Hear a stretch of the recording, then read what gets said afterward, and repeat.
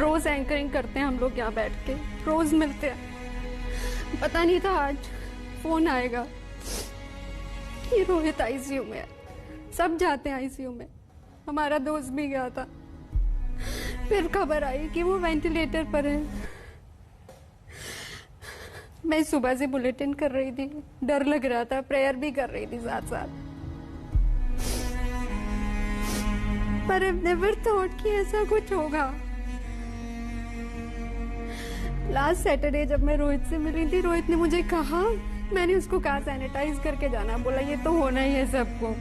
जब उसको कोरोना हुआ ही कॉल मी, तू मेरे साथ थी, चेक करा ले। मैंने कहा नहीं मैं ठीक हूँ, तुम जल्दी ठीक होके आ जाना। इस सेट की 2 मई को तो आ जाऊंगा, अच्छा 29 को आ जाऊंगा, 30 को आ जाऊंगा। मुझे नहीं पता तो उसकी खबर आएगी ऐसे।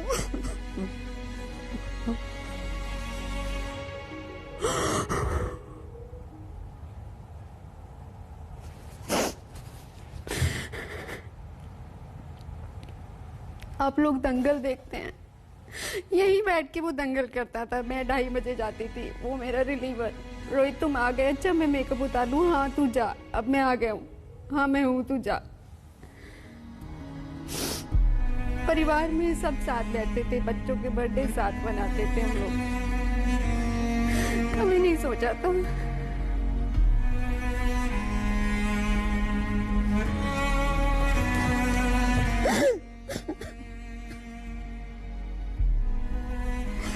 अभी कोई खबर आए। I still believe. हम इतने फोन लेते हैं, मैं किसी को भी फोन करूँ बोले नहीं वो ठीक है, वो आ जाएगा वापस।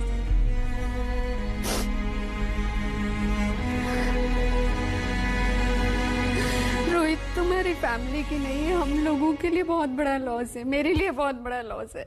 You was so good to me, मेरे इतने प्यारे दोस्त तुम रोहित।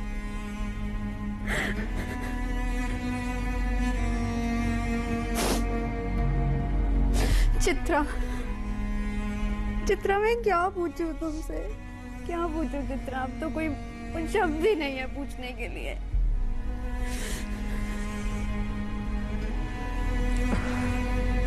बहुत मुश्किल है इस वक्त कुछ भी बता पाना।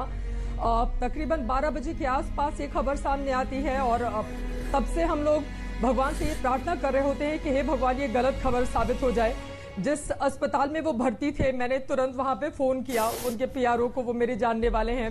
मैंने सोचा कि सर आपका इतना बड़ा हॉस्पिटल है, रोहित वहां पे भर्ती थे, उनका इलाज चल रहा था, अब तमाम तरह की खबरें आ रही हैं, क्या है सच्चाई?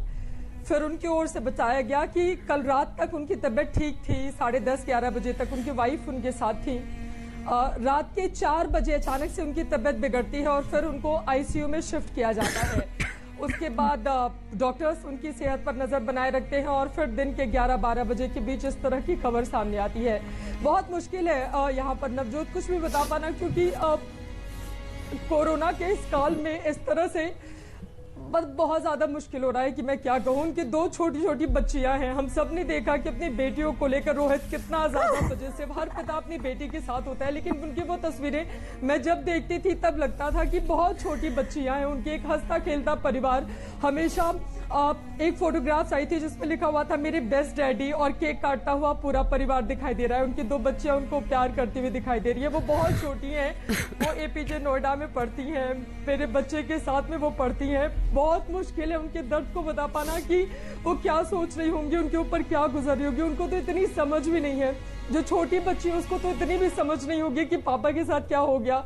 और मैं ही अब जब से उनकी तबीयत बिगड़ी थी, रोज शाम के 5 बजे मैं दंगल करती थी लगातार। हम लोग सोशल मीडिया पर जब उन्होंने लिखा कि 1 हफ्ते हो गए हैं मुझे आइसोलेट हुए और मैं ठीक हो रहा हूं अब धीरे धीरे, हम सब ने प्रार्थना की थी कि बहुत जल्द आप वापस आए और फिर से अपना कार्यक्रम शुरू करें। लेकिन जिंदगी का ये दंगल वो इस तरह से हार जाएंगे, इसकी किसी ने कल्पना भी नहीं की थी। रोहित की उम्र बहुत कम है और वो इस तरह से, मैं सोच रही हूँ उनके मम्मी पापा, उनका परिवार एक बहुत छोटे से शहर से आके इतना बड़ा नाम कमाना, एक बहुत सीमित, अगर हम उनका पूरा का पूरा करियर देखें यहाँ पर, तो उन्होंने अपने बहुत कम समय में बहुत बड़ा नाम इस मीडिया इंडस्ट्री में कमाया। उन्होंने बहुतों की आवाज उठाई और अगर उनके आखिरी कुछ ट्वीट हम यहाँ पर देखें तो उसमें भी वो दूसरों के लिए मदद करते हुए ही दिखाई दे रहे हैं। मैं उनका कुछ आखिरी का ट्वीट है वो जरूर पढ़ना चाहूंगी, जिसको अब देखकर यहाँ पर बहुत ज्यादा परेशानी हो रही है। वो आखिरी तक इसी कोशिश में रहे कि उनको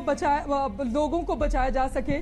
और वो मैं पढ़ती हूँ उनका ट्वीट नवजोत, 1 दिन पहले का उनका ट्वीट है। उन्होंने लिखा कि नाम करुणा श्रीवास्तव, उम्र 39 साल, 6 रेमडेसिविर इंजेक्शन की अर्जेंट जरूरत है, गणेश हॉस्पिटल कानपुर। और उसके बाद वो तमाम सरकार के अधिकारियों को ट्वीट करते हैं।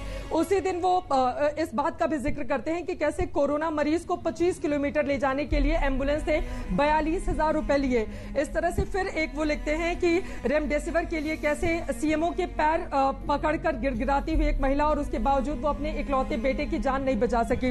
वो लगातार अपनी इन बातों के जरिए बताते रहे हैं पत्रकारिता का जो मूल मकसद रहा उसको वो साधते रहे। शाम 5 बजे का शो, मतलब रोहित सरदाना। लेकिन अभी जो कुछ भी हम सबके ऊपर गुजर रहा है, यकीन कर पाना नवजोत बहुत मुश्किल है कि रोहित हमारे बीच नहीं रहे। लेकिन ये लाइन आप सबसे ज्यादा मुश्किल बार ये लगता है कि नहीं, ये झूठ है, ये झूठ है, हमेशा ये लग रहा है। अंजना और